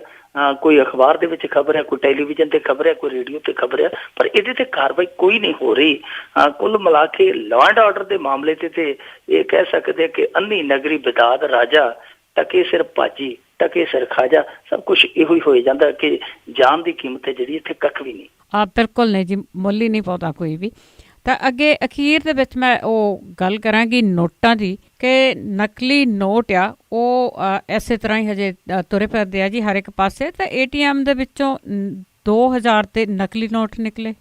ਸਾਡਾ ਪ੍ਰਧਾਨ ਮੰਤਰੀ ਕਹਿੰਦਾ ਸੀ ਕਿ ਨੋਟਬੰਦੀ ਕਰਕੇ ਮੈਂ ਸਾਰੇ ਫਾਹੀ ਵੱਢਤੇ ਆ, ਅੱਤਵਾਦੀਆਂ ਦਾ ਵੀ ਲੱਕ ਤੋੜ ਦਿੱਤਾ, ਫੇਕ ਕਰੰਸੀ ਹੈ ਜਿਹੜੀ ਇਹ ਵੀ ਦਫਾ ਕਰ ਦਿੱਤੀ ਹੈ, ਤੇ ਜਿਹੜਾ ਕਾਲਾ ਧਨ ਆ ਉਹਦਾ ਵੀ ਮੈਂ ਬੀਨਾਸ਼ ਕਰ ਦਿੱਤਾ। ਪਰ ਸਾਰੀਆਂ ਚੀਜ਼ਾਂ ਜਿਉਂਦੀਆਂ ਤਿਉਂ ਆ। ਕਾਲੇ ਧਨ ਦੀ ਤੇ ਸੁਣ ਲਓ ਇਹ ਕਿ 14.5 ਲੱਖ ਕਰੋੜ ਦਾ ਦਾਅਵਾ ਕੀਤਾ ਗਿਆ ਸੀ ਕਿ ਬਾਜ਼ਾਰ ਦੇ ਵਿੱਚ ਆ, ਤੇ ਜਿਹੜਾ ਬੈਂਕਾਂ 'ਚ ਜਮ੍ਹਾਂ ਪੈਸਾ ਹੋਇਆ ਉਹ 14,90,000 ਕਰੋੜ ਰੁਪਇਆ ਜਮ੍ਹਾਂ ਹੋ ਗਿਆ। ਲੋਕ ਪੁੱਛਦੇ ਪਏ ਪ੍ਰਧਾਨ ਮੰਤਰੀ ਨੂੰ ਕਿ 50,000 ਕਰੋੜ ਰੁਪਇਆ ਜਿਹੜਾ ਵੱਧ ਆ ਕੇ ਜਮ੍ਹਾਂ ਹੋ ਗਿਆ, ਕਿ ਇਹਦੇ ਬਰਾਬਰ ਕੋਈ RBI ਦੇ ਕੋਈ ਛਾਪਾਖਾਨਾ ਲਾਈ ਬੈਠਾ ਸੀ, ਜਾਂ ਕਾਲਾ ਧਨ ਜਿਹੜਾ ਉਹ ਇੰਨਾ ਜ਼ਿਆਦਾ ਆ ਗਿਆ ਕਿ 14,50,000 ਦੀ ਥਾਂ ਤੇ 14,90,000 ਕਰੋੜ ਰੁਪਇਆ ਜਿਹੜਾ ਉਹ ਬੈਂਕਾਂ 'ਚ ਵਾਪਸ ਆ ਗਿਆ। ਸੋ ਇਹ ਬੜੀਆਂ ਅਜੀਬੋ ਗਰੀਬ ਇਹਨਾਂ ਦੀਆਂ ਜੁਮਲੇਬਾਜ਼ੀਆਂ ਸਨ, ਜਿਨ੍ਹਾਂ ਦੇ ਵਿੱਚ ਲੋਕ ਆਏ ਵੀ, ਲੋਕਾਂ ਨੇ ਜਿਹੜੀਆਂ ਮੌਤਾਂ ਹੋਈਆਂ ਉਹਨਾਂ ਨੂੰ ਵੀ ਦੇਸ਼ ਭਗਤੀ ਦਾ ਨਾਂ ਦੇ ਕੇ ਚੁੱਪ ਕਰਾਉਣ ਦੀ ਕੋਸ਼ਿਸ਼ ਕੀਤੀ ਗਈ ਕਿ ਭਾਈ ਨਹੀਂ, ਇਹਦੇ ਤੇ ਰੋਣਾ ਧੋਣਾ ਨਹੀਂ, ਤੁਹਾਡੇ ਜੀ ਆ ਜਿਹੜੇ ਉਹ ਦੇਸ਼ ਦੇ ਲੇਖੇ ਲੱਗੇ ਆ। ਪਰ ਹਾਲ ਦੇਖ ਲਓ ਕਿ ਦਿੱਲੀ ਦੇ ਵਿੱਚੋਂ ਇੱਕ ਸੱਜਣ ਨੇ 4 ਨੋਟ ਕਢਾਏ 2,000 ਰੁਪਏ ਦੇ। ਜਦੋਂ ਉਹਨੇ ਨੋਟ ਵੇਖ ਕੇ ਖੁਸ਼ੀ ਜੀ ਮਨਾਉਣੀ ਸ਼ੁਰੂ ਕੀਤੀ, ਕਿਉਂਕਿ ਅੱਜ ਦੇ ਦਿਨਾਂ ਦੇ ਵਿੱਚ ਜੇ ਕੋਈ 2000 ਦਾ ਨੋਟ ਪ੍ਰਾਪਤ ਕਰ ਲੈਂਦਾ ਉਹ ਆਪਣੇ ਆਪ ਨੂੰ 2 ਘੜੀਆਂ ਨਵਾਬ ਸਮਝਦਾ ਕਿ ਮੈਂ ਲਖਨਊ ਦਾ ਨਵਾਬ ਹੀ ਬਣ ਗਿਆ, ਕਿਉਂਕਿ 2000 ਦਾ ਨੋਟ ਵੀ ਬੜੇ ਕਰਮਾਂ ਨਾਲ ਮਿਲਦਾ ਕਈ ਵਾਰੀ। ਸੋ ਉਹਨੇ ਜਦੋਂ ਧਿਆਨ ਨਾਲ ਵੇਖਿਆ ਤੇ ਉੱਤੇ ਰਿਜ਼ਰਵ ਬੈਂਕ ਆਫ ਇੰਡੀਆ ਦੀ ਥਾਂ ਤੇ ਚਿਲਡਰਨ ਬੈਂਕ ਆਫ ਇੰਡੀਆ ਲਿਖਿਆ ਹੋਇਆ ਸੀ। ਉਹਦੇ ਰੰਗ ਉੱਡ ਗਏ ਤੇ ਹੋਸ਼ ਫਾਕਤਾ ਹੋ ਗਏ। ਉਹਨੇ ਭੱਜ ਕੇ ਨਾਲ ਦਾ ਜਿਹੜਾ ਥਾਣਾ ਸੀ ਉੱਥੇ ਇਤਲਾਹ ਕੀਤੀ ਆ। ਉੱਥੇ FIR ਤੇ ਹੁਣ ਦਰਜ ਹੋ ਗਈ ਆ, ਪਰ ਇਹ ਸਮਝ ਤੋਂ ਪਰੇ ਆ ਕਿ ਇਹ ਜਿਹੜੇ ਚੂਰਨ ਦੀਆਂ ਪਾਈਪਾਂ ਦੇ ਵਿੱਚ ਨੋਟ ਆਉਂਦੇ ਜਵਾਕਾਂ ਨੂੰ ਖਿਡਾਉਣ ਲਈ, ਇਹ ਨੋਟ ਜਿਹੜੇ ਆ ਉਹ ATM ਦੇ ਵਿੱਚ ਕਿਵੇਂ ਪਾਏ ਗਏ? ਕਿਉਂਕਿ ATM ਦੇ ਵਿੱਚ ਜਿਹੜੇ ਨੋਟ ਪਾਉਂਦੇ ਆ ਬਕਾਇਦਾ ਇੱਕ ਠੇਕਾ ਦਿੱਤਾ ਹੁੰਦਾ ਕਿਸੇ ਏਜੰਸੀ ਨੂੰ, ਕਿਸੇ ਸਿਕਿਉਰਿਟੀ ਜਿਹੜੀ ਕੋਈ ਵੀ ਇਸ ਤਰ੍ਹਾਂ ਦੀ ਸੰਸਥਾ ਹੁੰਦੀ ਹੈ, ਉਹ ਸਾਰਾ ਕੁਛ ਆਪਦਾ ਬਹੁਤ ਬਰੀਕੀ ਦੇ ਨਾਲ ਕੰਮ ਕਰਦੀ ਹੈ। ਤਾਂ ਇਹ ਇੰਨੇ ਨੋਟ ਜਿਹੜੇ 4 ਨੋਟ ਇਕੱਠੇ, ਔਰ ਉਹ ਵੀ ਬੱਚਿਆਂ ਦੇ ਖੇਡਣ ਵਾਲੇ ਨੋਟ ਜਿਨ੍ਹਾਂ ਨੂੰ ਕਿ ਅੰਨਾ ਬੰਦਾ ਵੀ ਹੱਥ 'ਚ ਫੜ ਕੇ ਪਛਾਣ ਸਕਦਾ, ਉਹ ਨੋਟ ATM 'ਚ ਕਿਵੇਂ ਪੈ ਗਏ? ਬਹੁਤ ਵੱਡਾ ਸਵਾਲ ਆ। ਵੈਸੇ ਇਹ ਕਹਿੰਦੇ ਸਨ ਕਿ ਜਾਲੀ ਕਰੰਸੀ ਅਸੀਂ ਫਨਾਹ ਕਰ ਦਿੱਤੀ, ਜਾਲੀ ਕਰੰਸੀ ਅਸੀਂ ਤਬਾਹ ਕਰ ਦਿੱਤੀ ਹੈ। ਤੇ ਜਾਲੀ ਕਰੰਸੀ ਦਾ ਤਾਂ ਹਾਲ ਇਹ ਸੀ ਕਿ ਮਾਰਕੀਟ ਦੇ ਵਿੱਚ 2000 ਦੇ ਨੋਟ 12 ਵਜੇ ਆਏ ਤੇ ਖੇਮਕਰਨ ਦੇ ਮੁੰਡਿਆਂ ਨੇ 3 ਵਜੇ ਜਾਲੀ ਨੋਟ ਬਣਾ ਕੇ ਚਲਾ ਵੀ ਦਿੱਤੇ ਸਨ ਬਾਜ਼ਾਰ ਦੇ ਵਿੱਚ। ਸੋ ਸਭ ਕੁਛ ਚੱਲੀ ਜਾਂਦਾ ਹੈ। ਇੱਥੇ ਹੁਣ ਆਪ ਹੀ ਇੰਟੈਲੀਜੈਂਸ ਜਿਹੜੀ ਹੈ, ਖੁਫੀਆ ਏਜੰਸੀਆਂ ਜਿਹੜੀਆਂ ਆਪ ਹੀ ਮੰਨੀ ਜਾਂਦੀਆਂ ਕਿ ਬਹੁਤ ਸਾਰੀ ਫੇਕ ਕਰੰਸੀ ਹੈ ਜਿਹੜੀ ਨੇਪਾਲ ਦੇ ਰਸਤੇ, ਬੰਗਲਾਦੇਸ਼ ਦੇ ਰਸਤੇ ਭਾਰਤ ਦੇ ਵਿੱਚ ਨਾ ਸਿਰਫ ਆਈ ਹੈ ਬਲਕਿ ਬਾਜ਼ਾਰ ਦੇ ਵਿੱਚ ਚੱਲ ਵੀ ਚੁੱਕੀ ਹੈ ਨਵੀਂ ਕਰੰਸੀ ਦੇ ਰੂਪ ਦੇ ਵਿੱਚ। ਉਂਝ ਜਾਲੀ ਨੋਟਾਂ ਵਾਲਾ ਜਿਹੜਾ ਇਹ ਇਸ ਤਰ੍ਹਾਂ ਦਾ ਦਿਲਚਸਪ ਕਿੱਸਾ ਹੈ, ਜਿਹੜਾ ਇਸ ਤਰ੍ਹਾਂ ਦਾ ਸਾਡੇ ਸਾਹਮਣੇ ਕਈ ਵਾਰੀ ਹੈਰਾਨਕੁਨ ਤੱਥ ਆ ਜਾਂਦਾ, ਇਹ ਬਹੁਤ ਪੁਰਾਣਾ ਹੈ, ਨਵਾਂ ਨਹੀਂ ਹੈ। ਇੱਕ ਵਾਰੀ ਨੇਪਾਲ ਦੇ ਬਾਰਡਰ ਦੇ ਨੇੜਿਓਂ ਇੱਕ ਬੈਂਕ ਦੇ ਵਿੱਚੋਂ ਕੁਝ ਸੰਦੂਕ ਜਿਹੜੇ ਆ ਨਕਲੀ ਨੋਟਾਂ ਦੇ ਫੜੇ ਗਏ ਸਨ ਇੱਕ ਬੈਂਕ ਦੇ ਵਿੱਚੋਂ, ਔਰ ਫੜੇ ਸਨ ਜਾ ਕੇ CBI ਨੇ। CBI ਨੇ ਜਦੋਂ ਉਹਨਾਂ ਬੈਂਕ ਕਰਮਚਾਰੀਆਂ ਨੂੰ ਪੁੱਛਿਆ ਇਹ ਕਿੱਥੋਂ ਲਿਆਏ ਭਾਈ, ਇਹ ਕਿਹਦਾ ਮਾਲ ਆ, ਤੇ ਉਹਨਾਂ ਨੇ ਆਖਿਆ ਸੀ ਸਾਹਿਬ ਜੀ ਸਾਨੂੰ ਕੋਈ ਪਤਾ ਨਹੀਂ, ਅਸੀਂ ਤੇ ਜਿੰਦੇ ਵੀ ਨਹੀਂ ਖੋਲੇ, ਇਹਨਾਂ ਨੂੰ ਜਿਹੜੇ ਤਾਲੇ ਸੀਗੇ ਉਹ ਵੀ ਤੁਸੀਂ ਆ ਕੇ ਖੋਲੇ ਆ, ਸਾਨੂੰ ਕੋਈ ਪਤਾ ਨਹੀਂ, ਅਸੀਂ ਤੇ ਇਹ ਜਿਹੜੇ ਸੰਦੂਕ ਆ RBI ਦੀ ਚੈਸਟ ਤੋਂ ਚੁੱਕ ਕੇ ਲਿਆਏ ਆ, ਉਹਨਾਂ ਦੇ ਗਡਾਊਨ 'ਚ ਚੁੱਕ ਕੇ ਲਿਆਏ, ਜਾ ਕੇ ਉਹਨਾਂ ਨਾਲ ਗੱਲ ਕਰੋ। ਤੇ ਉਹ ਫਿਰ ਮੁੜ ਕੇ ਇਨਵੈਸਟੀਗੇਸ਼ਨ ਉੱਥੇ ਹੀ ਦਫਨ ਹੋ ਗਈ ਸੀ, ਗਾਂ ਤੁਰੀ ਨਹੀਂ। ਕਿਉਂ ਨਹੀਂ ਤੁਰੀ? ਇਹਨਾਂ ਦੇ ਜਵਾਬ ਪ੍ਰਧਾਨ ਮੰਤਰੀ ਦੇ ਸਕਦਾ, RBI ਵਾਲਾ ਦੇ ਸਕਦਾ, ਜਾਂ ਸਾਡਾ ਖਜ਼ਾਨਾ ਮੰਤਰੀ ਦੇ ਸਕਦਾ। ਪਰ ਅਫਸੋਸ ਦੀ ਗੱਲ ਆ ਕਿ ਸਵਾਲ ਹੀ ਸਵਾਲ ਹੁੰਦੇ ਆ, ਜਵਾਬ ਉਧਰੋਂ ਕੋਈ ਨਹੀਂ ਆਉਂਦਾ। ਪਰ ਹਾਸੋਹੀਣੀ ਗੱਲ ਇਹ ਆ ਕਿ 2000 ਦੇ ਨਕਲੀ ਨੋਟ, ਔਰ ਉਹ ਵੀ ਜਵਾਕ ਵਾਲੇ ਨੋਟ, ਉਹ ਵੀ ਚੂਰਨ ਵਾਲੇ ਨੋਟ।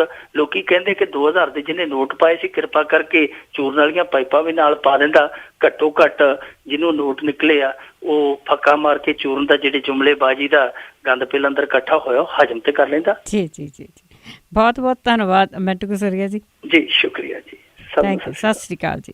ਸਰੋਤੇ ਸਨ ਮਿੰਟੂ ਗੁਰਸਰੀਆ ਜੀ ਸਾਡੇ ਨਾਲ ਜੁੜਦੇ ਨੇ, ਦੱਸਦੇ ਨੇ ਕਿ ਪੰਜਾਬ ਦੇ ਭਾਰਤ ਵਿੱਚ ਕੀ ਕੁਝ ਹੋ ਰਿਹਾ। ਹੁਣ ਅਗਲੇ ਬੁਲਟਨ ਤੱਕ ਬਲਵਿੰਦਰ ਕੌਰ ਵੱਲੋਂ ਵੀ ਪਿਆਰ ਭਰੀ ਸਤਿ ਸ਼੍ਰੀ ਅਕਾਲ।